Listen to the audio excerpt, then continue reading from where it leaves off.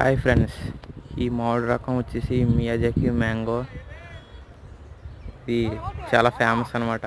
Nutritions కట్ట ఎక్కువ ఉంటాయి. మనకి ఇండియాలో చాలా రేర్గా దొరుకుతాయి పండ్లు. మన జపాన్ అలాగ వెళ్తే ఈ కేజీ వచ్చేసి 2 లక్షలు కట్ట అమ్ముతున్నారు.